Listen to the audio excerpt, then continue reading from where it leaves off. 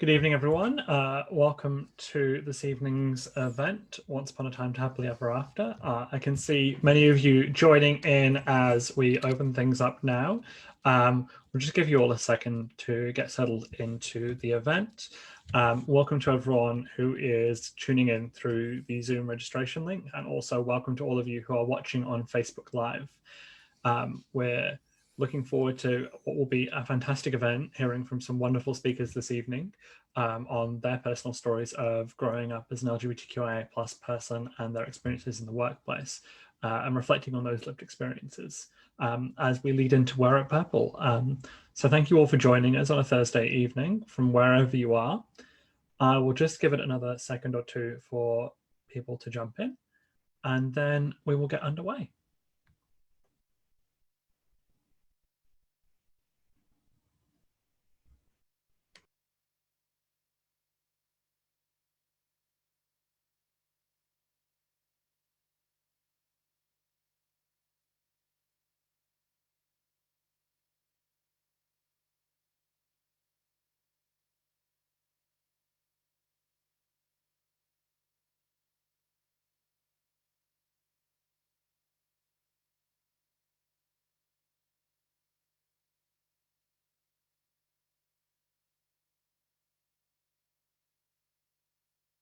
Awesome. It's looking like many of you have joined us already, so I think we may as well kick things off. To begin with, I'd like to acknowledge the traditional owners of the lands upon which we're all gathered today, acknowledging that we're not gathered in one place, we're gathered on many different lands. I myself am streaming in from the lands of the Wurundjeri people. I'd like to pay my respects to elders past, present, and emerging on the lands of the Wurundjeri people, on lands of all of the peoples in which we're gathered today, and across the breadth and depth of Australia. Acknowledging also in particular any Aboriginal and Torres Strait Islander peoples who may be joining us today, or this evening, I should say, my time at least. So thank you all for tuning in. It's a real pleasure to have you all here, and we're very excited for this evening's program. To begin with, I would like to hand over to Matthew Jones to give a brief introduction and welcome to Wear It Purple. Matthew joins us from Baker McKenzie, principal partner of Out for Australia. Thanks very much, Ezra. I really appreciate the invitation to make a few introductory remarks. I'm the chair of Baker Pride and Allies in Australia, and also Baker McKenzie is the principal sponsor of Out for Australia. We're very committed to Wear It Purple Day, obviously in a slightly different way than we have been in the past, but no less forcefully, and the firm really values its association with OFA and also with Wear It Purple. If I may, I might just draw on my own experiences growing up, which might be an interesting comparison to some of the other the panelists. I grew up in Western Australia, went to a Catholic co-educational school. Of course, there were no gay people, quote unquote, and certainly very rarely talked about, and if they were, it tended to be in quite a negative way. That lasted through till the early part of my career, working in a law firm, again in Western Australia in the mid-90s. And I was always very wary about looking gay, mentioning anything gay, or talking about anything I did on the weekend. And it almost became a learned behaviour, as it does for many LGBTQ+ people. I'm glad that that attitude finally started changing slowly in the mid-90s. And when I returned from a job in London, I finally decided I had enough and I was going to be who I wanted to be. And it certainly does make a difference when you can be your authentic self in your workplace as well as your home life. And I think this is a great initiative. I think it's really good that people can be their authentic selves at a much younger age than I was able to be. And, you know, I'd really encourage this, this initiative and all the hard work done by Wear It Purple and Out for Australia. So welcome everyone, enjoy what I'm sure is going to be a fantastic event. And I hope it's a very interesting and dynamic evening for everyone. Thank you. Thank you, Matthew, for that wonderful introduction. I'm going to very quickly move through just introducing our speakers for this evening, and also just speaking very briefly about the format of the event. So as you may have all noticed, this evening is primarily a storytelling event. So you'll be hearing from our four speakers on their personal stories, both growing up and in the workplace, and sharing some reflections on those stories. We'll then move into a quick sort of Q&A session or reflection session where we'll discuss some of the key themes that have arisen from this evening's conversation before we close with some remarks from the president of Wear It Purple, Ross Weatherby, who is here with us this evening as well and was one of our speakers. So to begin with, I'll just introduce our 4 speakers. So we have Dr. Jahan Kanga, who uses they, them pronouns.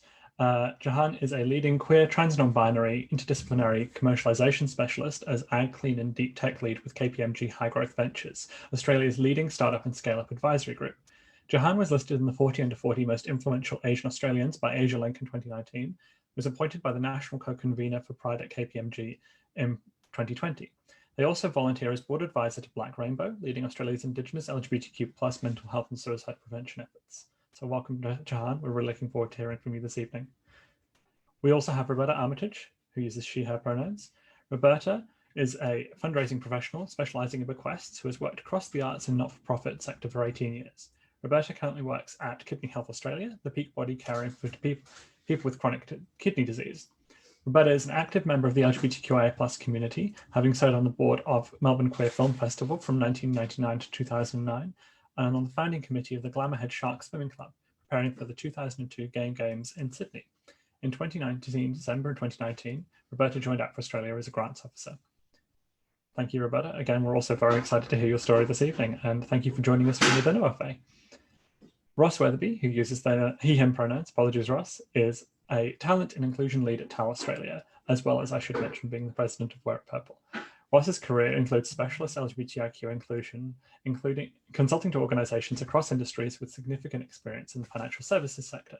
Ross has a passion for developing engaged, high-performing and inclusive organizational cultures that see individuals, teams and organizations grow. And as I mentioned, additionally, Ross is also the president of Wear It Purple, a youth-led LGBTIQ+ not-for-profit that strives to foster supportive, safe, empowering and inclusive environments for rainbow young people. Wear It Purple was recognised in 2019 as Charity of the Year at the Australian LGBTI Awards. So thank you, Ross. We're looking forward to hearing your story and also seeing what you have to share from Wear It Purple this evening. And last but not least, we have Hannah Johnson, who uses she, her pronouns. Hannah is a young professional working in CBRE's project management team. She's an active member of the CBRE's Pride Network, Be at CBRE, Interbuild, a property and construction network for LGBTQI+ persons, an avid supporter of Greyhound Rescue. Hailing from the south coast of New South Wales, Hannah is a recent import to Sydney and loves the change of pace. She brings a sense of style and flair to the construction industry that is not often seen. Hannah has 6 years corporate experience. She's a strong supporter of young professionals and their development. Her communication style is open and chatty. She is passionate about raising the profile of LGBTQI+ communities and causes. So thank you, Hannah. I'm really looking forward to hearing about your communication style, open and chatty this evening, as you share your story with us. My name is Ezra. My pronouns I use are they, them, and theirs. I am the State Director for Victoria for Australia. And with me this evening, I also have Kanika, who is one of our partnerships coordinators and volunteers in the Victorian team, who'll be facilitating presenting the slide deck this evening that you'll be all enjoying while our speakers present. So without further ado, because I'm very excited to hear all of these stories, I'm going to mute myself and hand over to Dr. Jahan Kanga to present their story. So Jahan, please take it away. Thanks, Ezra. I really appreciate that introduction. And suppose we can kick off with the first slide. So forgive me around this, if I'm sort of like really improvising really on this because I've dropped in some old photos that take me quite a fair way back to where I suppose we call ourselves an egg, prior to kind of coming out and all that. You can see me on the far left, second to the left on the screen in the under 7s Linfield Soccer Club, and right next to me to my right in that photo on the far left is Joel Rennie, who's is my oldest friend, and we're still friends actually, and he's a fantastic ally, and he's always kind of been there, which is it's one of those things that really defines resilience, and when I think about surviving and thriving, it's one of your friends, your allies are the people who really stick up for you. They're the people who really matter. and so, you know, like I didn't really know. I'm not one of those people who was kind of like, oh, I know exactly what my identities are. As a child, I was kind of pretty dazed and confused for most of growing up. Increasingly so as I got older. It was like, and I suppose that's because there were, you know, the dazed and confusion was really around, you know, multiple intersecting identities and words that I just concepts I didn't even understand.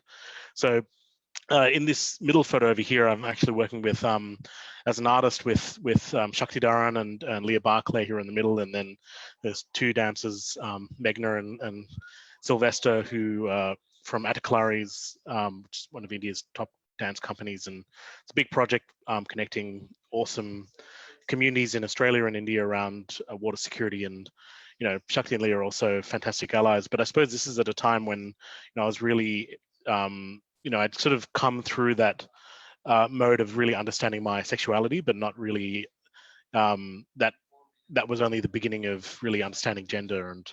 And so that I suppose takes me to the last person over here, Roland Pillman, who was one of the people who really, they were the first people who just sponsor me, and he was the one who actually got me to apply for the funding that funded the DAM project.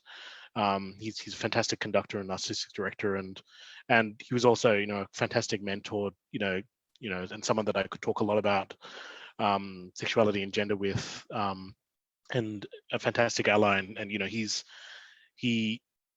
very, very interested in supporting, you know, he is a cis gay man, but you know, in supporting trans and non-binary folk, and has done a lot of artworks actually that sort of really support the community. So it was really fortunate to come across so many people, because we are the sum of our friends and our colleagues who sort of back us all the way. So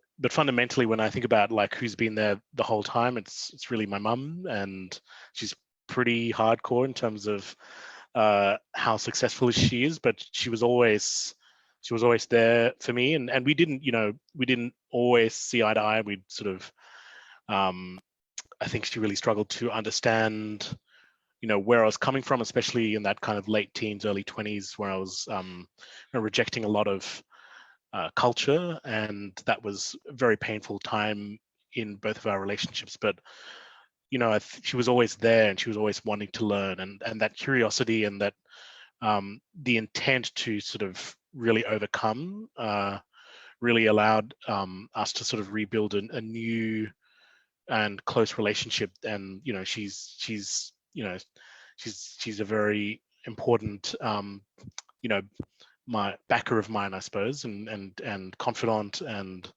it's I think it's pretty rare actually in you know, I think there's a lot of can be a lot of difficulties in South Asian culture, because you know, as South Asians, we don't really talk a lot about feelings and about these sorts of things. It's sort of sometimes described as rubbish or nonsense, and it's also, you know, there's very serious discrimination, you know, and there's religious layers, and it's and a lot of complexity around also being migrants. And really, you know, fundamentally, my parents, both my mum and dad, both said to me, like, all we want you to, you know, is to be safe. Like, and you know, and they sort of viewed my identities as being I suppose, you know, if I could choose, then why wouldn't I choose something that was, you know, that people would discriminate against me less, you know, because they fundamentally, what they were most concerned about was, you know, me in the workplace, and me, you know, facing being unsafe in society. And they were really looking out for me. But you know, I had to sort of educate them on, you know, actually that living my full self was whatever that was. I mean, I was still dazed and confused, but you know, living that full self was going to be the best for my mental health long term, and it was. And so yeah, I suppose that, you know, I'm always eternally grateful for her and her support, and also for my dad's support. And so, you know, like I did a lot of, you know, I'm a sort of, I don't know, 18-year veteran of community organizing, doing stuff as a teenager, and then over the last kind of 7, 8 years, working more within the sort of the queer community as opposed to gay community, and I was one of the inaugural directors of the Red Rattler Theatre over in Marrickville, and this is me with the Biryani and Babes crew at the Rat, and it was through my sponsorship that we started programming brown and black art at the Red Rattler, and it was difficult. We had to work with artists to make them feel safe in the space, because it was a predominantly white queer space. But the politics of the other directors was such that they were very on board with learning with me, and so this is this Biryani and Babes team. I mean, there are a lot of amazing artists in this photo, like all incredible in their own rights, and all doing fantastic things across the community, and their careers are really flourishing. And so, I sort of I think about my work as working towards impact and working towards outcomes. I don't really care about where I stand, but I just want to see that impact. And so that was one of my proudest moments. And on the right is me with Kelly Love Monster, who's the founder of Leak Your Own Nudes. It's a fantastic sort of event that really prioritizes and focuses on supporting Black and POC and Indigenous artists, and also punters. And I think that it's a very it's a great need in the Australian climate, because I think that there is a lot of focus around representation of artists and representation of producers and people who are on stage, but not of the actual audiences. And so there has been a lot of problems long term when you think back sort of 20 years in the art scene around Black artists performing for white audiences, and actually generating brown Black audiences is such a challenge. And Kelly's done an incredible job, and it's really lovely. And I'm really hoping once we've achieved suppression or a vaccine, that we can sort of kick these parties back into action, because dancing is a form of resistance. So I really enjoy that opportunity. So I have multiple hats and multiple existences, and you can see my team, High Growth Ventures, on the left. They're super supportive. That colorful shirt is a shirt that I actually wear in the office most days, like as in on every day. But everyone else thought it would be funny that they would support me and actually also dress like super flowery and stuff. So that was actually quite great, because they're all sort of like looking like me, which is awesome. And on the right, we have the national managing partner, Ian Hancock, who's also our Pride sponsor, and Francis Lockie, who's one of, I suppose, sort of one of the people in the Sydney office who does a lot of volunteering with me in the Pride network. And we have a very flat kind of collaborative structure, but and Francis is an absolute gun. So it's really fantastic to have so many supporters at work. But it has taken many years. I've sort of joined the firm in 2016, and I was bullied on Wear Purple Day for literally wearing purple, and someone reported me for not wearing black or grey or blue, and it was that's actually we weaponized that with the to get our clothing policy, which had been sort of sitting there for a fair few months, and we got it passed within about 6 weeks of the National Executive Council committee, and so we went from having a very conservative 1950s style workwear policy to having a significantly modernized policy, and I've been tasked with, I'm going to continue to modernize that to make it more non-binary and trans inclusive by the end of this year. So these things, they do take a lot of pressure and a lot of winning over people, but people like Ian are, absolutely extraordinary sponsors. These firms are top-down power structures. People like Ian, they have to give you agency to enact change. You can't very easily push up, but having that upward pressure that's always there and bringing a lot of joy and celebration, which is something that I've learned, from people like Brittany Packnett and Deanna McKeeson, who are some of the Ferguson Black Lives Matter activists. They talk a lot about joy, and they talk a lot about building allyship through celebration. I think that's a really key politics that's won a lot of people over, and so we've grown the network from a dozen people to over 1,000 people, active members across our sort of 11,000 person firm. So we're going from strength to strength, and I don't know if that's the end. Nope, keep going. So the future, I suppose, I really think to focus Black and brown trans futures. I think that there's a lot of challenges in our across society. I think that one of the really terrible things that came out of marriage equality was the fact that trans folk got thrown on the bus, and there's a lot of international kind of work that's happening against the trans communities, certainly in the UK, and that's bleeding into US and Australian society and through. So I suppose I'm very committed to that process and working across not just corporates but community organizations to sort of achieve, to make sure that we're visible and we build power across, right from young and all the way to older trans people. Also, this is all intersecting work, and I'm pictured there in the middle with my friend Fleur, and we go swimming pretty regularly, keeping each other accountable, getting fit. And Fleur's one of the top climate lawyers in the world and doing some incredible work in suing the Australian government. And but also, brown queer babes really keeping the power. And I suppose so on the left we've got it's from Sissy Ball a couple of years back, and on the right, Johnny Seymour's birthday. And Johnny, is a good friend of mine and has supported me and supported the whole community in incredible ways, and is an amazing ally of Black, Indigenous, and POC folk within the queer trans community. So, I think these are all overlapping, these are all intersecting, these are all sort of cohesive, integrated things that are happening all at once in the community. And I take that kind of holistic approach. And this is me being a cutie babe a few weekends ago. And I suppose, like the process of like emerging dazed and confused. I mean, I'm still kind of dazed and confused, and that's fine.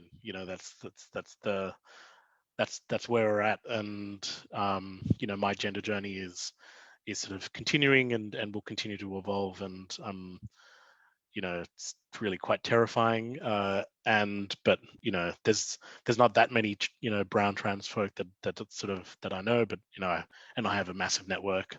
But I feel like there's a lot of work that's happening within the community, and I'm pretty excited to sort of be a part of that. And that's it's all part of that journey. So I'm looking forward to seeing where that takes me. It's all a bit of a mystery. So I hopefully haven't gone too much over time, but Ezra, I'll throw it back to you. Not a problem. Thank you so much, Jahan. I know there was a lot in there that really resonated from, I'm sure, many people. For me, talking about being dazed and confused is something that really stood out for me, having been on a very similar journey myself, and I know there was plenty in there that resonated for other people too. Thank you so much for sharing your story. It was really, really impactful and really, really powerful. So thank you very much. Next, we're going to be moving on to hearing from Roberta. So Roberta, without further ado, I'm going to hand over to you and remute and re-hide my face. Thanks, Ezra, and thanks, Jahan, for your story. I'll, from the outset, I'll say I don't have exciting photos because I'm old and my photos aren't digital, and I didn't know where to start looking for them. So I've kind of got some kind of uninteresting images compared to the previous speaker. And I apologize for the dark room. I'm somewhat of a shadow of my former self. It's the only spot in the house that I could find that would be quiet for an hour and a half. So here we are. So a little bit about me. I firstly wanted to say thank you very much for inviting me on. I was quite surprised that anyone would want to listen to my story, but I suspect it's because I'm old. I grew up in the 80s and went to school in the 80s and university in the 90s. I was born in Geelong and moved to Melbourne when I was around 23 years old or so. I went to a very conservative private school, and I grew up in a conservative family, although a family that worked very hard to send me to a school whereby I would supposedly have more opportunities for secure and successful, shall we say, employment. It was very much instilled in me at school to succeed. So a lot of my milestones growing up were very much around academic prizes, being involved in debating competitions, when exam results came out. And the middle photo is actually a photo of my school, which is a very old established school. So I feel very privileged to have had that education, and it certainly grounded me and it enabled me to go to university and continue my education. And in terms of who shaped me when I was growing up, I have to say that I had no LGBTQI role models. They just didn't exist. And so my role models were often my teachers. And I have a copy of a French dictionary there because I studied French and I went on to study French at university. And I absolutely love the language. And when I think about my growing up, it was really I think I was very connected to my school community, and it was very much the teachers who were my role models. When I was growing up in school, there was basically not a single person that I knew who was gay, except for the person who is on the left of the photo, one of my dearest friends, and is still a dear friend to this day. But ultimately, I didn't know anyone who was gay. My friend McGregor didn't come out at school, and we never spoke about it. So it was this unspoken story, so to speak, or invisible story between us. And I think that's one of the huge changes that is kind of evolved from, growing up in the 80s to growing up in school now. There are kids that come out at school. There are role models within the school community, whether the grade prep has a role model who's a grade 6 or a year 11 student, whereas I just did not have that at all. And it wasn't until I went to university that I really started to, I guess, discover my identity. So I'll ask you to go to the next slide, Kanika.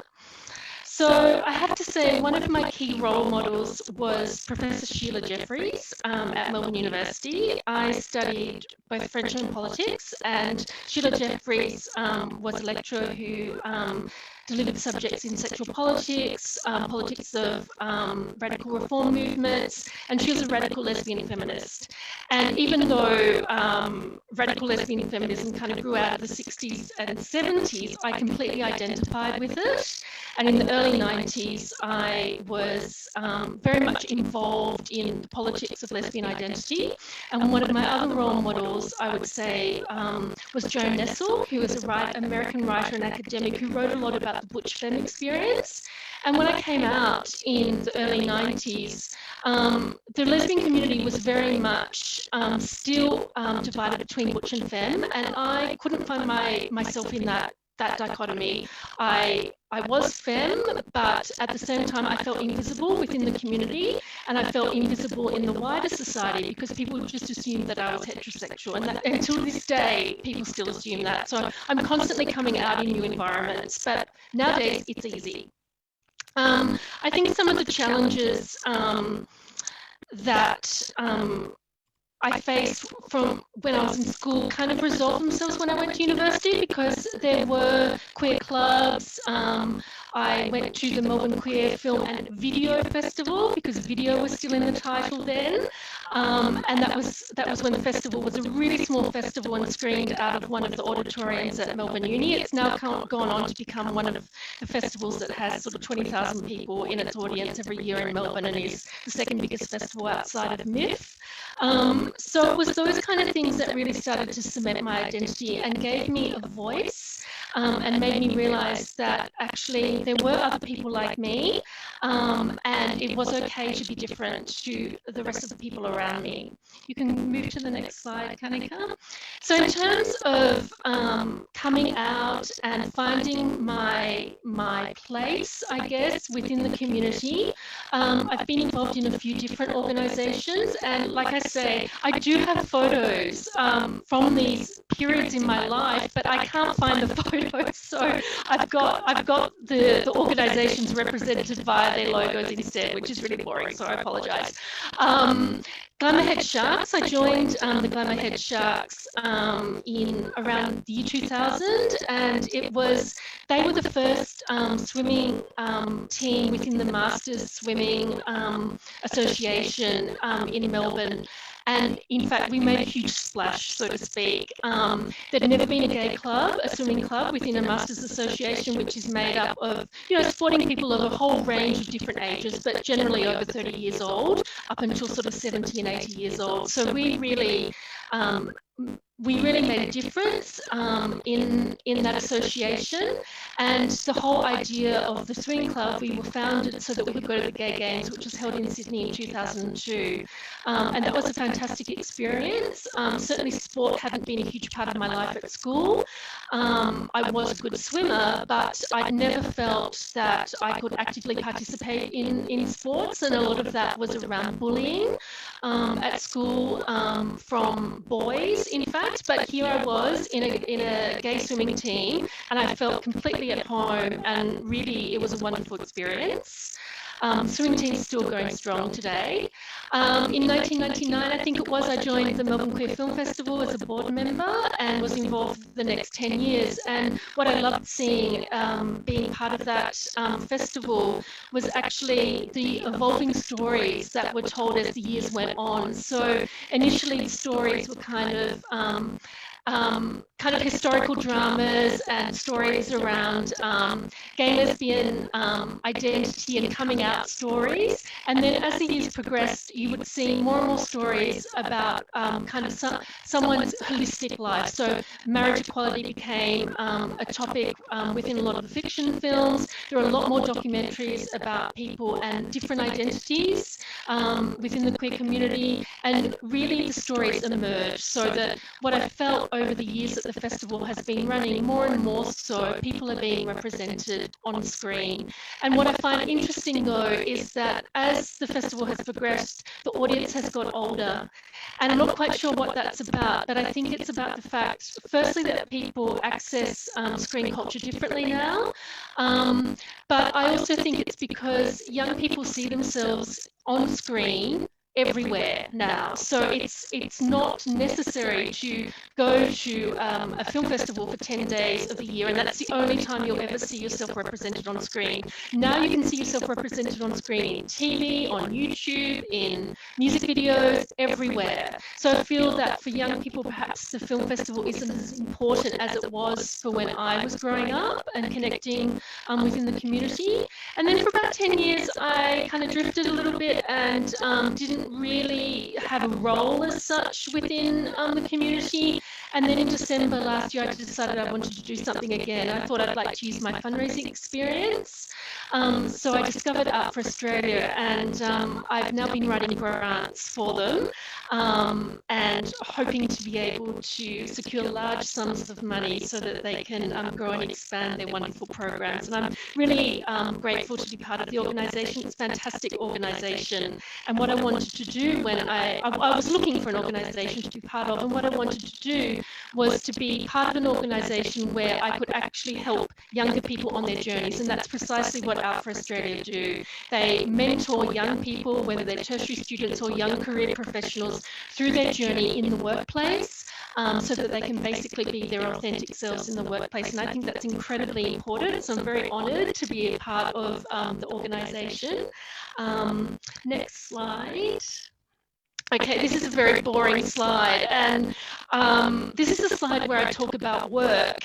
Now, I've worked in the arts and not-for-profit organisations, so fairly small organisations, and I've never worked in an organisation where there was essentially a diversity and inclusion policy or a group of people that were LGBTIQ identified and came together within the workplace. So it doesn't mean that I was discriminated in the workplace. I just didn't have other people, other allies in many of my workplaces where I could identify with other people. However, it didn't mean that I felt uncomfortable. The workplace where I work now is a healthcare organisation, and through its sheer nature, is a very caring organisation. We have a flexible working policy, an employee assistance program, and it's a mental health first organisation as well. And I'm out in the workplace. I've been out in many of my workplaces, but what I've realised is that you never stop coming out. You basically, every time you change jobs, and I've had a few jobs because I've worked in contract roles as well, you come into an organisation and people just make assumptions about you. And it's often, what Matthew said is very true, it's often the absence of what you're saying that then indicates who you actually are. So it'll be the absence of talking about, you know, a heteronormative lifestyle, absence of children, absence of partner who is a male, and eventually what happens is that people stop sort of asking you those questions and you naturally just come out. You just display your identity. And I've had some really nice experiences where I've sort of gained allies in the workplace, and I've had other queer people come out to me as a result of me sort of demonstrating my authentic self in the workplace. Next slide. Okay, so when I had to think about some of the challenges facing our community, I think we still have a long way to go in terms of representation of LGBTQI+ people in leadership, although nowadays, compared to 30 years ago, there are incredible role models, and there are really a lot of people from many different aspects of life and sectors that are out and visible and proud. But I think, you know, nowadays with the rise of the right and fundamentalist groups, fundamentalist religious groups, there's a danger. We've gained a lot of ground as a community, but there are dangerous groups lurking, and you only have to look at Europe to see what's happening in some of the former Eastern European countries to see what's happening in terms of anti-gay rights. So I think that we need to be very careful and to remain strong and vigilant. I think another real challenge for us as a society, but also internally as an organisation, is around trans rights. Certainly in the 80s and 90s, transgender people were really not part of the equation in the community, and I think we've come a long way, but we've got a lot of work to do internally as a community before the rest of society can really change as well in terms of transgender rights. So I think that there's a lot of hope, but there's a lot of work still to be done. And in just thinking a little bit about Wear It Purple Day, I think it's a fantastic opportunity. I wish that when I was in school there was such a day where I could have celebrated who I was. I think it's really incredibly important that we as elders, and I consider myself as an elder of the community, that we mentor and guide young people to give them the voice that they need to be their authentic selves. And I think it's incumbent upon us to actually help and enable other young people to take that journey, that we ultimately took that journey ourselves, and we came out the other side, and here we are today. We're proud, we're out, and we're queer. And I think more so, I've put that slide up because I think it's marginalised communities that we really need to help in particular. I think there are a lot of communities whereby people are still very much discriminated against, who don't feel brave enough or able to come out. And I think for those of us who have gone through that journey, it's really important that we facilitate that for other people. So I think the work that we're at Purple Day do is incredibly important, and I hope everyone has a wonderful day. So thank you. Thank you, Roberta. There's again so much that I could comment on, and I'm sure so much that people took away from that. I know I found like the perspective of sort of the generational shift really impactful, because it's so easy for us to think about just what's happening here and now and forget that our story has chapters before as very young people, and I would not at all call you an old person. I want to be very clear on that. Come about. I also found your comment about the Melbourne Queer Film Festival really insightful. I'd never stopped to think about why I don't go to film festivals, even though I love films. And you're right. It's a very different relationship to screen culture, I think, in the current generation. Even people younger than myself, I see accessing media than has come before. So thank you so much. And I also just want to note a wonderful comment that came through from one of our attendees today, who is a board member for Australia. I wanted to thank you for all the work you do for us. And I'd like to second that. You do amazing work, and we're very grateful. So thank you so much. I am now going to move on to our next speaker. Ross, I would like to invite you to unmute yourself, unhide yourself, and share your insights. Perfect. Thanks, Ezra. I'm hoping that I'm showing up now. Slightly stretched on the screen, but that's okay. We can deal with that. Roberta, I also have some grainy photos, and I must admit, this opportunity to actually reflect, whilst I thought, oh, we've got some pre-work to do as panelists, it was quite amazing to do, because I got to go back through old photos and actually think about, from the perspective of the younger me, what things were like, which is typically what I end up doing, but not quite so deeply in the lead up to We're at Purple Day each year. So thanks for having me along. Look, this slide showcases where I grew up. I was born in Sydney, but grew up in Wagga Wagga, which is the largest inland city in New South Wales. We always look for an accolade. And at the time I grew up, there were 60 to 65,000 people in Wagga. There was 4 major or main high schools, and my parents were both Americans who'd emigrated in the 70s to Australia. I have 2 younger brothers growing up. One, Joel, who you can see on here, both now and then, who has Down syndrome. When I think about my kind of foray into working on diversity and inclusion, it was first in looking at abilities and his sort of space. I didn't really stop to consider myself. And when I was reflecting on it, I think that this was because there weren't role models and there wasn't words that were used in any sort of positive way growing up to actually define who I was and what I was thinking and what I was feeling, experiencing. And at that time, I knew that I was different, but I actually thought that I could keep this difference a secret forever. And that would be completely fine, and I'd be able to do that.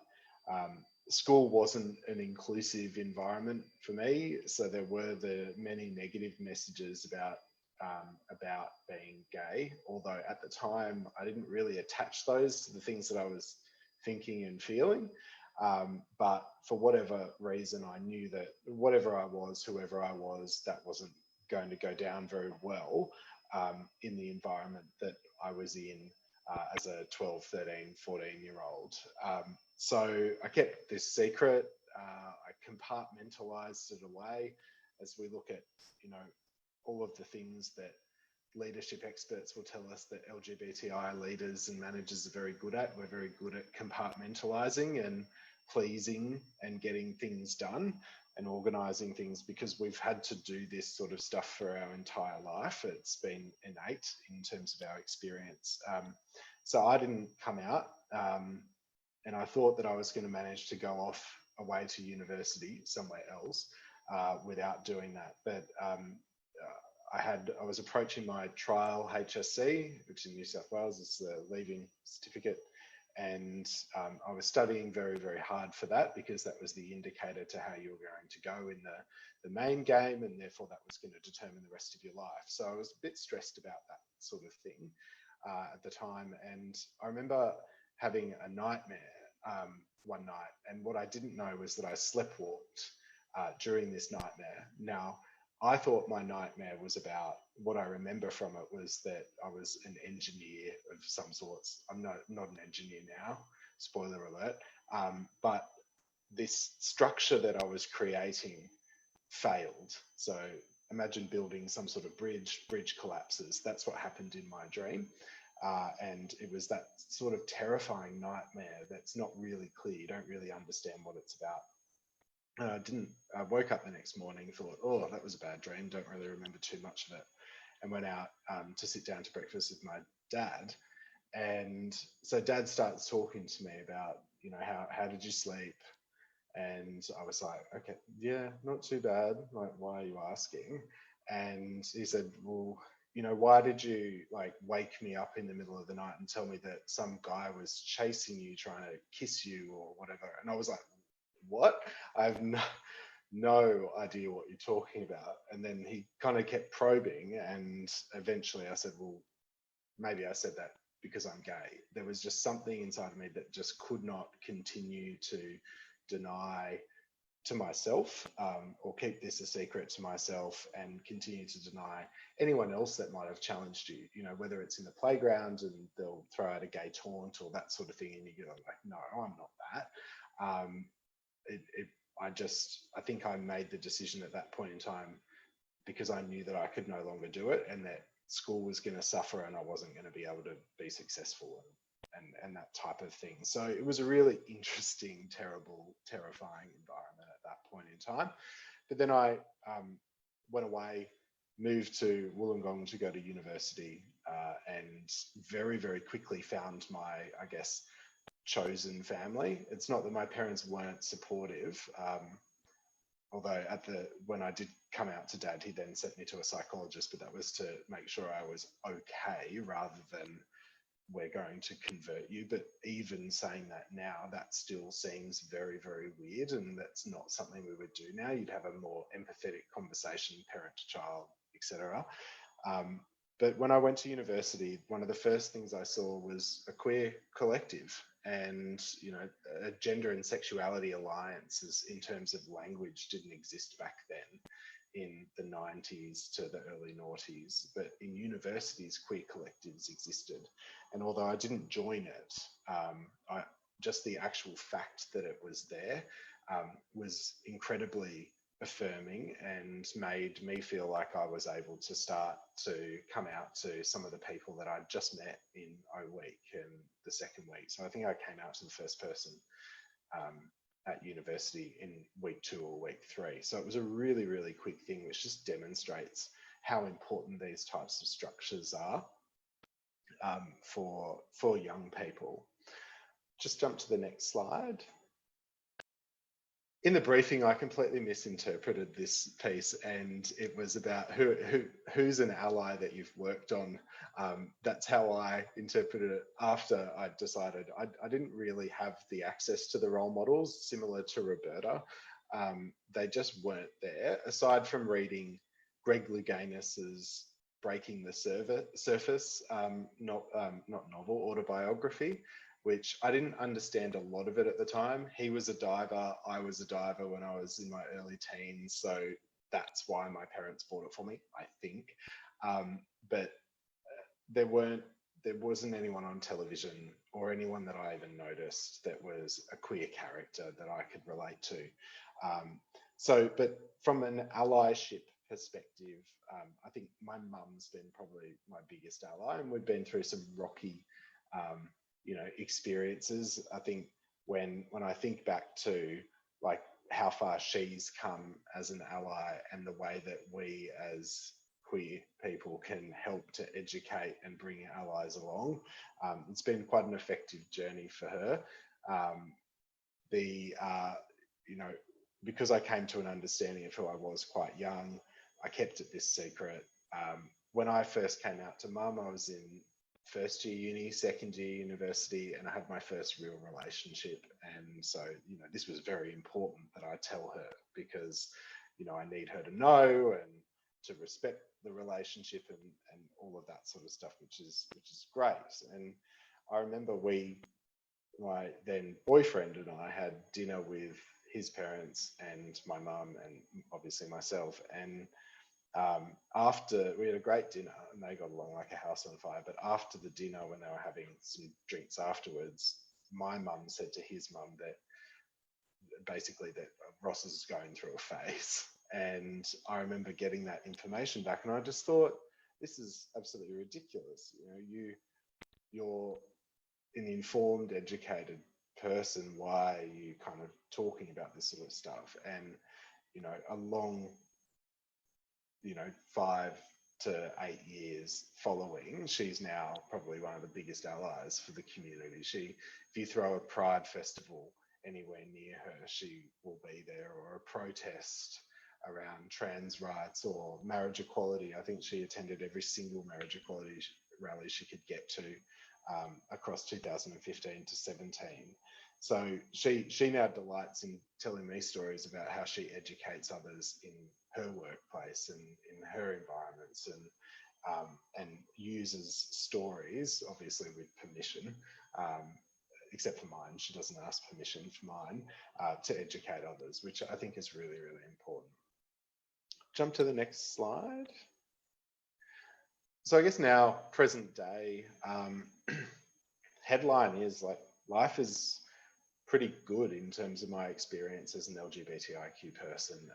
And I've been really privileged. And the thing that I kind of tell my 13-year-old self is, one, don't be so scared to live your truth and to come out. People are much better than you perceive, or at least in my case, they were. But also, you know, 10 to 15 years from now, you'll be able to, you'll actually talk to people about your identity as a way of making their workplaces better.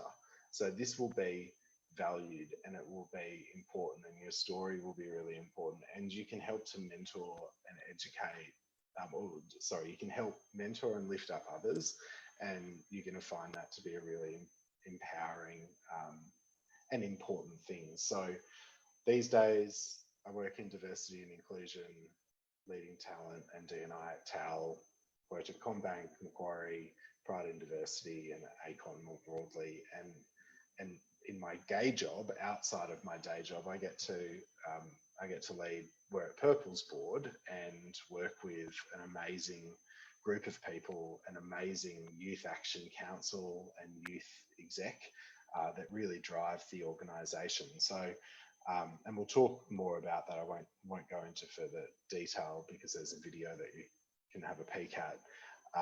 But for me, the current experience is really good. My journey has shaped my personal growth completely. It shaped absolutely the type of conversations I have now, the importance that I place on bringing stories to the surface and ensuring that marginalized voices are heard. That is something that I think that if you're in a position of privilege like I am, then you should be doing that and enabling other people's voices. Jump to the next slide. So, I mean, this is a snapshot from my day job. The photo on the left is obviously last year's We're at Purple Day, where someone made some amazing cupcakes and treats. These were homemade and then expertly packaged, which was absolutely ridiculous. But the amazing image in the top right is some of our Melbourne team at TAL getting just, I don't know, the mood that was going on in that photo for We're at Purple Day last year was just incredible. And then we flash forward to We're at Purple Day this year, and this was from a meeting on Microsoft Teams that happened this morning in my division's stand-up, where everyone basically turned up and surprised me with the purple backdrops, which was really, really beautiful. So having a supportive network, diversity policy, all of that stuff is very, very important, but also having leaders that just really authentically live and breathe it. So to give you an example, I had a general manager of one of our parts of our business in lockdown in Melbourne, and her daughter came out to her 2 days ago after she was talking about participating in Wear It Purple Day at the end of this week. Now, I've no doubt, being a queer person myself, that there's a long lead up that she has gone through and considerations that she's made. But the fact that one of our leaders came directly to me and with such excitement to tell me about this and to tell me why then Wear It Purple Day this year was going to be so much more meaningful and just close to home than ever before was just really cool. And it was a great reflection and affirmation for me on the culture of the organisation. Can we jump to the next slide? So, I mean, this is the negative slide. We've still got so much more to do. And very, very similar to the two first speakers, we've got work to do around absolutely trans and gender diverse rights, the access to healthcare and gender affirmation treatments and support, particularly for young people, is just so patchy and insufficient across this country and globally. We've got a very big challenge with the religious discrimination bill, definitely at the moment. So we're starting to work more actively on that immediately following Friday this week as an organisation. And I think something that I've always been personally very passionate about is LGBTIQ inclusion in sport. And we don't yet have many role models for young kids that are playing community sport to be able to see people that are like them and to be themselves. And I think that in every other facet of society, there are role models that exist, but for these kids, that doesn't exist just yet. Final slide. And this is what we want to see more of. We want to see more schools doing Wear It Purple. And on the right of the screen is a guy named Finn. Finn, if anyone recognises him, he came out to his entire school assembly of, I've completely lost the name of the school, but it's a private school in Sydney's east. And it went viral after his school posted it, because the school said, we want to be so proactive and with permission share Finn's story to encourage other schools to be able to do this type of thing. So that's what I'd like to see more of. I'm done. Thank you so much, Ross, again for sharing your story. I think I'll be saying this all night, but again, there's so much just to take out of your presentation, out of your story. For I'm sure many people have been watching this evening. For me, I think the two things that stood out were, firstly, when you talked about your brother, which gave me a real pause for thinking about the scope of what intersectionality is. And apologies if anyone can hear my dog in the background right now. He's really excited because my partner is in the kitchen. But as I was saying, we were talking about your brother and sort of the journey you had into thinking about diversity through his lived experience, and how that really is sort of falls within the scope of intersectionality much more broadly than we might first consider, where it's not just our lived experiences and our identities that influence us, it's the experiences and identities of those around us. And I know that's, I'm sure, hopefully the case for many of our loved ones in our lives. So thank you so much for sharing that. And also your really valuable points around the importance of mentorship and engaging with younger LGBTQIA plus people, and like, as you say, lifting them up, bringing them on the journey, sharing things we've gone through, so that hopefully they don't have to go through the same things we have. And I know that I have benefited greatly from that, from people who've come before me, and I hope that we all share those with those who come after us. So thank you so much, Ross. Next, and as our final speaker, we have Hannah. So Hannah, I'm going to hand over to you, and once again, hide my face and my voice.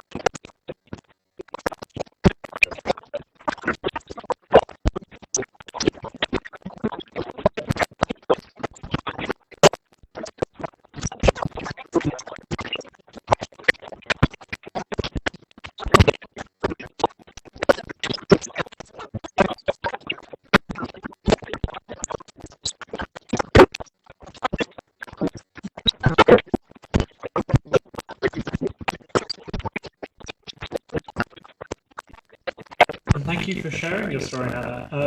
I probably sound like a broken record at this point, but I'm definitely, again, inspired and blown away by what you've had to share this evening.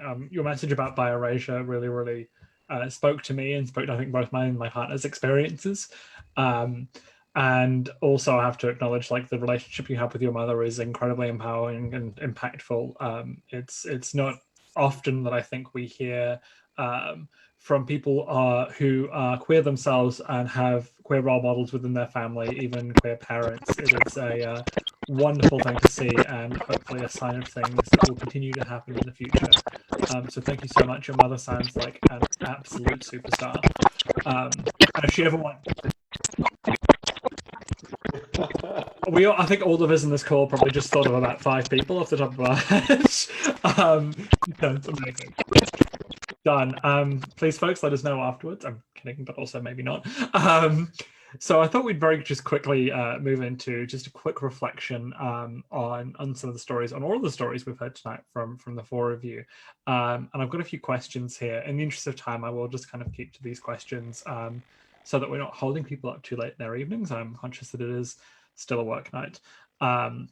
So my first question for all of you is that we've heard from all of you tonight about your experiences of growing up as an LGBTQIA+ person, including any other intersectional identities you may hold. I think you've all touched on one intersection or another between queer identity and other identities, and that's been really, really powerful to hear. We've also heard about your experiences in the workplace, so what it means to be LGBTQIA+ in your organisation in the here and now, as well as, again, any other identities you may hold. So I suppose my first question simply is this. The event title for this evening was Once Upon a Time to Happily Ever After. Is that true? Does it get better in the workplace? Does it get better for us in the here and now? Or is the story more nuanced than that? And I might throw to Ross first. I knew you were going to do that as well. Look, I think, yes, it is a nuanced story, but it does get a whole lot bloody well better. Yeah. Nice and simple. Fair enough. Thank you so much. Jahan, your thoughts? I think, yeah, I think, it's all about context, and for me, like, anti-racism and anti-transphobia, the positive change that we'll be able to achieve, we won't be able to get equality, I don't think, within my lifetime, but also I tend to think about people like James Baldwin, who were also asked a similar question about hope, and you have to sort of look at yourself in the context of 400 or 500 year history of marginalization, and if we can make it, take a couple of steps towards making this world a better place for ourselves and for the kids coming through, and then I think that's a life well lived. So it's I have hope, but it's like and I think there is a happy ever after, but it's on a time scale that can sometimes seem really frustrating, because we live, we live however many decades that we live, and so I think we find a lot of that's where I talk about joy and celebration, because we can celebrate now. We're so fortunate. We've come so far. We have such amazing community. We have such there's so much love between each other, and that's something that I couldn't have imagined even as an 18-year-old or a 15-year-old. Like, I just had no idea how deep the joy was that I would feel in getting to this place. Oh, I totally agree. Thank you so much. That is, I think you've hit the nail on the head, but I am going to ask Roberta and Hannah. Roberta, if you want to jump through first, just sharing your thoughts as well. I think there is a happily ever after. When you're young, it never seems like there will be. But as the decades go on and you reflect on where you've come, you know, I mean, I feel that for myself and a lot of people that I grew up with who weren't out but subsequently are, that they're incredibly strong, resilient people with bold voices and really strong stories to tell. And I feel that our community is large and bold and proud, and that we have a real strength of our community now. So I feel that we're getting to a point, we'll never get to a point where we're completely happily ever after, because there'll always be new challenges and there's always obstacles. But I think it's the strength of the community en masse that will get us to that point where we are happy. Oh, exactly. You've again hit the nail on the head. We're loving some of these insights tonight, folks. Thank you so much. Hannah, any sort of final thoughts on that topic from you?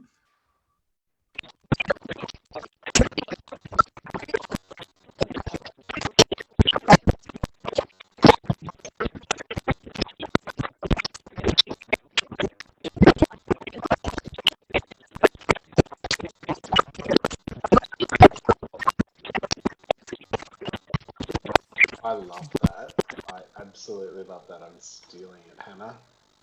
That was such a good quote. Honestly, awesome. We will probably have that written down somewhere, or it'll be in the recording afterwards, and I'm going to go back and steal it as well. Quotes are free this evening, folks, so feel free to steal as many of them as you like. Oh, we love this. We love this. So my second question for all of you is that, as we've touched upon, LGBTQI plus identities aren't the only identities that a person or that we as individuals can hold. So for many queer people, I know we occupy multiple spaces and multiple other spaces, identities and lived experiences. I know that I have my foot in a few camps myself. And the question I have here, and Jahan, your remarks earlier sort of just touched on that in answer to the first question perfectly, so I might come to you first. How have your intersecting identities impacted the experiences you had growing up as a queer person and also in the workplace? And if you could sort of share one lesson about that, one thing you could ask of people here or of the universe in this conversation, I guess, what would that be? Gosh, that's a big question. If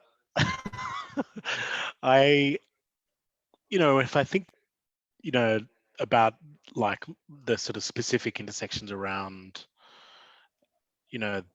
being a brown, non-binary, queer, and also like pretty visibly, like I'm basically a flamingo walking around the office. I'm very obviously queer.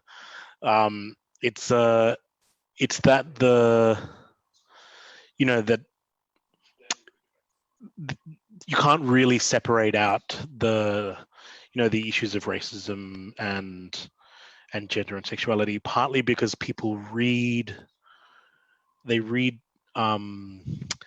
sexuality and gender differently because of my race. So there's a component that's they ask more questions, or they're more they drill down harder into like how high I have to perform. I have to be the absolute best star performer in order to, and it's hard because I think it's you also operate in an environment where you don't have the same strategic support, sponsors, mentorship that other people might have. And but something that I've learned is that actually it comes around, right? Like, so I sort of, just part of the course, I always look out, try and mentor and sponsor the people who are my peers, who are under me, at a junior level, or sort of out in the community, who are sort of seeking, who seek my support, and it just comes back, like I think it's one of those things that's like people, they see that, they recognize it. They might not tell you initially. You don't necessarily get verbal recognition on that, but people notice. And then, year, 2 year, couple of years later, 5 years, whatever it is, like people, they sort of appear out of the woodwork when you really need them. And I think that's been a really wonderful learning, and it's especially particularly in the last 6 months has been super extraordinary inside KPMG to watch how people can, form this sort of solidarity network around you when you really need them. And I think that's like, it's sort of, I always sort of tear up when I think about it. And a few of them on the call tonight, even though they've got partners and kids to sort of to tend to and dinner to make, but that's, I'm entirely grateful. I'm so grateful for and really humbled by their support, and that it makes it all worthwhile, right? It's like wow, it's like there's such strong family like vibes. So that's my complicated, wiggly wobbly answer to your question. Thank you. That was a wonderful answer to the question. There's so much that resonated for, I know, me personally in there. There was one thing in particular that stood out to me about the separation of identities and how that's not really possible. And I might just very quickly share a personal anecdote. My family's Jewish, and I wasn't raised Jewish, and I'm converting as an adult. And I was asked by my rabbi when I started transitioning, how do you keep your Jewish journey and your gender journey separate? And my only response to that was, I don't and I can't, because one informs the other and they're both the lenses through which I see the world. And I know you and I have had some conversations around like the impact of sort of various identities in that space and how they overlap. So thank you so much for sharing that. I'm happy to throw to any of the other participants. Perhaps Hannah, would I be able to throw to you?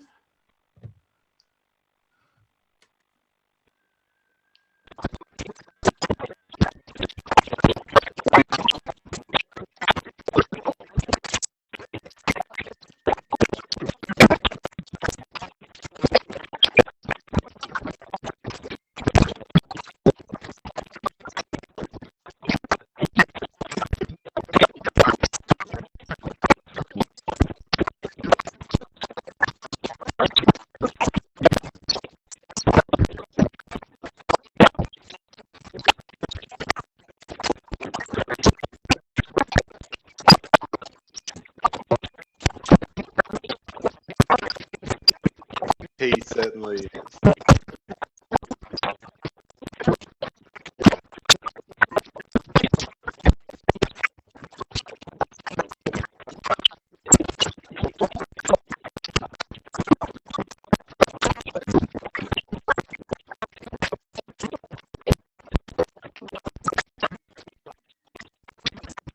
Awesome, thank you so much. Ross and Roberta, you're more than welcome to jump in and add anything else into this conversation. Roberta, did you want to go? I guess what I've been thinking about is the fact that I have less intersections than some other people might have. And that in terms of identity, it's really around what I've learned in the workplace and in the broader community is actually how many different intersections there are, and that sometimes they go unrecognized. And I think it's really important to kind of delve much deeper to find out what are the identities that are both mutual but also competing, because I think that our lives can become very complicated when we have a whole lot of intersections. And I'm just really amazed by some people and how they navigate the world through their different identities. One of the things I was thinking of was my reflections on the theme of Wear It Purple Day for this year, because I was having this conversation with one of our Youth Action Council execs today, because our theme is We Are the Change, and where that came from was from our youth. They do a lot of consultation within the Youth Action Council network, and it was essentially that we as an LGBTIQ+ youth community have a real responsibility to look not only within our community, but our community is made up of all different cultures, all different abilities, neurodiversities. It is diverse, and if we ignore or don't shed light on issues that affect other minorities, then we're not doing enough. It's not that everyone has to do that, because obviously safety plays a big role, mental well-being plays a big role, but we do have a role to play. And if we want allies, we've got to be allies to others. And that's something that our Youth Action Council is so passionate about. So I think the intersectionality for me really comes from, again, surfacing those stories and really going out there to bat for other people that are experiencing not the same things that you did, but they're experiencing the same sort of marginalisation that you might have. And again, I think I'll be saying this again all night, but you hit the nail on the head. I know as someone who's also, particularly with neurodiversity, you're right. It's really important that we, as you said, lift each other, lift those who come after us, and that goes across the board to all of our intersecting identities, all the potential intersecting identities, no matter how great or small their representation may be within our communities.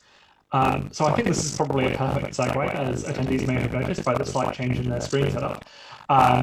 I'd now like to just sort of round off that sort of reflections section that we've just had, and thank you so much all for your contributions. And Ross, I'd like to invite you with your Wear It Purple hat on. I don't know if you have a purple hat anywhere around.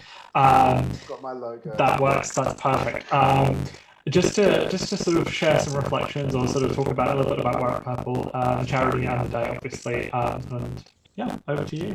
Sure, thanks, Ezra. Look, Wear It Purple, this is a big year for us. It's not how any of us anticipated it would be. We thought 10-year anniversary, we're going to have 15 street parties, we'll do everything that we've done before, but we'll just max it out. And it hasn't, thank you, COVID, hasn't really ended up that way. But there is a silver lining. We are very, very virtual with Wear It Purple Day this year, and it's actually been kind of like Wear It Purple Week. I know I've had more calls this week with meetings like this than I have for my day job. So that's a really good reflection of just the saturation that we're getting out there around purple. We are a charity first and foremost. Wear It Purple Day is just one of the things we do. We'll be launching, following Wear It Purple Day, a guide for GSAs, Gender and Sexuality Alliances, for use within schools and universities and community organisations to help them create networks like we have in our workplaces but within schools. So that's a really exciting thing. We've done that in conjunction with 2010 and with the New South Wales Department of Education. So that's quite exciting. This was one of the other things, this video that we'll play in 1 second is one of the other pieces, because we did acknowledge that we really need to be able to reach out as far as possible where there are physical restrictions on travel, people being in places, group gatherings, etc. So we wanted to reflect back and think about what's the last 10 years been and the impact of the organisation and where to from here. So I'm going to shut up because the video is much better than me describing it.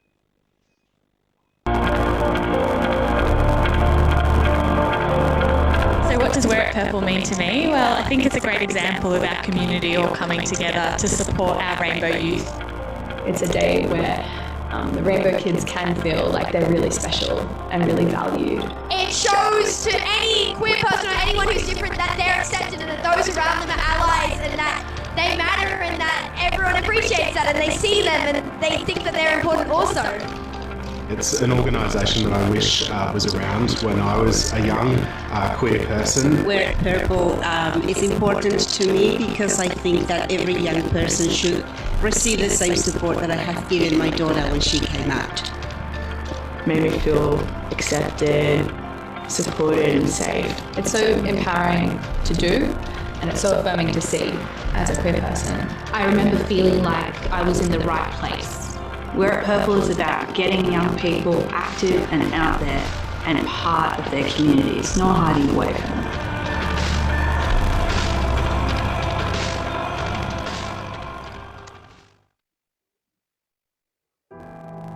While it's becoming a terrible trend across the country, gay teenagers killing themselves. Some say it's an epidemic, and Oklahoma is not immune. Wear It Purple started in 2010 in response to a series of rainbow youth suicides in the US. It culminated in the death of a guy called Tyler Clementi, who was bullied into taking his own life. Authorities have now identified the body of Tyler Clementi the young man who leapt from a bridge after his college roommate secretly broadcast his gay sexual encounter live over the internet. And after seeing this suffering with our compatriots overseas, I Googled the situation in Australia and found out it was absolutely no better here. And so some friends and I got together and we decided that as young people we had to do something about it, because it was young people that were dying. And we thought that if one day every year people showed up and visually showed support for Rainbow Youth, that could contribute and make a difference. Wear It Purple was 5 of us, like the founders and a couple of other people. I think it was run out of someone's mum's garage. It was very sort of guerrilla back in the beginning.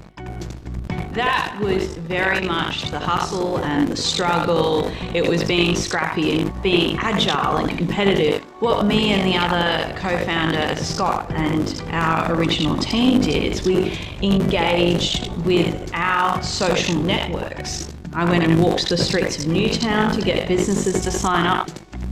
We spent like $100 on badges, and it was a really big splurge. Like, it was a big thing to get. The original team was calling through universities to get their support, real direct one-on-one, one-to-group engagement, which is what got the word out there about Wear It Purple. So it was 2012, the first time the police were involved. It's the absolute favourite diversity day on our calendar in police, which is because it just resonates on so many different levels. It's all the things that police strive to support and help and fix. And every year now we have approval, which is fantastic, for police when they're doing community engagement events on Wear It Purple Day, when they're going into schools to wear these purple police shirts, and that's like really popular. We're really blessed that in Australia we have a bunch of different corporate organisations that work really closely with us, and of course even some schools that really do dedicate their time every year to make sure Wear It Purple is a beautiful and magical experience in their school. When you purchase merchandise from Wear It Purple, it enables schools to obtain merchandise to celebrate Wear It Purple Day free of charge. How present it is in workplaces now, it's not just in schools, and I guess just across the population. A GSA is a Gender and Sexuality Alliance, which is a student-led social support group for LGBTQ+ students and their straight allies. It provides a safe space for them to meet, support each other, talk about issues related to their community, and other social justice issues. Our ultimate goal for these GSA resources is for our Rainbow young people to be able to connect with each other, to support one another, and as always, to be proud of who they are. So the message with Wear It Purple is all about solidarity. Everyone shows up. Everyone. Regardless of their backgrounds, regardless of their culture, regardless of their sex, gender or race. And I think that that is the best way to get kind of social movements up. Sometimes we're a bit too polite about it. If you want to make a difference, you've got to be loud sometimes.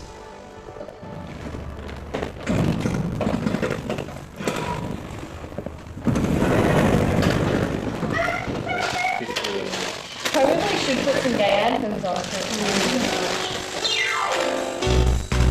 Today we're at Kennards packing Wear It Purple packs for schools, workplaces and people across Australia to celebrate Wear It Purple Day 2020. For us, 2020 is a very different year for Wear It Purple. For me, I see a positive in the fact that we're going to be having a virtual Wear It Purple Day that's going to reach into regional, rural, even international audiences and impact so many more young people than ever before. Last year, Wear It Purple impacted over 600,000 young people through schools engagement. We had 750 schools holding their own Wear It Purple Day events. So I remember walking to school on my first Wear It Purple Day, and I think what was so significant about that day is I just felt so empowered and supported because growing up I didn't always feel that that was a really big push for me to join Wear It Purple. I was actually quite a big role in organising my Wear It Purple Day at my school, and so I was like, this is a project I want to do this year, let's do it. So fortunately my school is very on board. So I started the first Wear It Purple at my school. Yeah, it was a long, hard-fought war to get it there. By the end, when I left, we had a full mufti day. We had a wall of purple hearts, purple fairy floss, and an equality bake sale. I think it really brought our school together and was kind of like a spark for the school to jump on other initiatives throughout the year. Yeah, it grew over many, many years and became a really affirming space. And it was really beautiful as well because my school counsellor actually said to me that it was the first time that students had talked about their same-sex relationships in counselling sessions since Wear It Purple was introduced at my school. And that was a really affirming moment for me where I knew that Wear It Purple really makes a difference in school environments. I think the really unique thing about Wear It Purple and why I think it has been so successful is that it is led by young people. And it's so nice to watch our young volunteers who drive the organisation and have so many amazing visions for where it can go, to use their skills and to push it further. It means that we have a platform to allow LGBTIQ young people to showcase how great they are. And I think we would really like to just continue to flourish and make that happen in every single state. Mardi Gras is kind of like gay Christmas. You know, you're glittering up, putting on your purple shirts. We have over 70 places each year that we make available to young people, and often it's the first time they've ever participated in a pride parade, and it's amazing to see them go from being quite shy and introverted in the marshalling area to seeing the result of all of the love and engagement and happiness that's around them. It literally transforms them and they have the best night ever. I can't even put words in to describe how good that feeling is, just being able to just dance freely and have like thousands and thousands of strangers just cheering you on. I just felt very accepted and comfortable and proud to be representing Wear It Purple as myself. It's amazing that Wear It Purple's grown to this extent, and I put it down to the successive great leaders and teams that have run Wear It Purple over the last 10 years that we've built it to this extent. I don't think I ever could have imagined what Wear It Purple would become. For me, to be involved in Wear It Purple has been an amazing journey. Wonderful to be able to provide support and mentorship to so many young people. It's given me so many opportunities to stand up and share my story and be a voice for the LGBTQ+ community and also my generation. I think there's still a lot more to go, and I love the fact that Wear It Purple Day is kind of transformed into a day of celebration. What has come of it is an emphasis on pride and an emphasis on celebrating each other and supporting young people and our potential as a community. One of our priorities for 2020 and beyond is to get into as many schools as possible to spread the word about Wear It Purple and why it's so important to support young LGBTIQ people. Because they are our leaders of tomorrow, and the more support and positive energy that they get when they're young, the better chance they have of being wonderful leaders, and we certainly need good leaders right now. They are the change.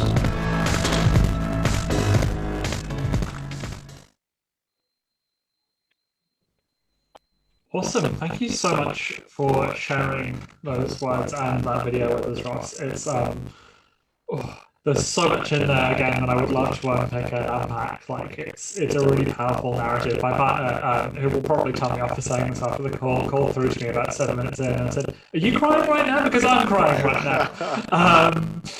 So it's definitely hit a note in our household, and it's a really beautiful video and such a powerful message. And I think the call to action in there for all of us, and that's sort of why I think I want to leave everyone tonight with a few calls to action. A mundane one, when this event ends, you will be invited to take part in the survey to tell us how we did. We would like to know how we did because we put on a fair few of those, and it's these events, and it's good to know how things are going so we can make improvements for the future. But on a much more, I think, powerful note, I really want to encourage everyone on this call tonight, and I include myself in this, to really reflect on that message that we just saw, on the conversations and the stories we've heard tonight.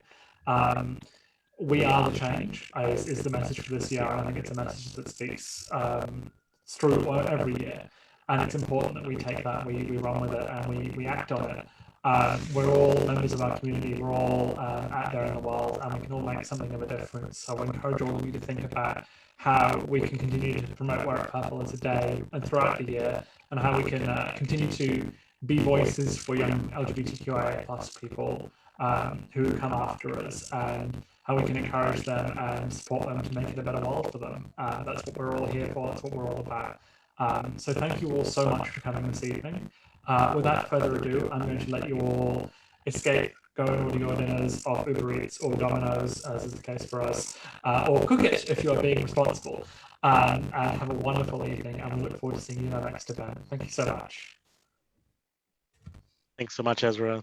Thank you very much, and thank you to all of you for sharing your stories. Bye. Thanks, guys. Bye. Absolute pleasure.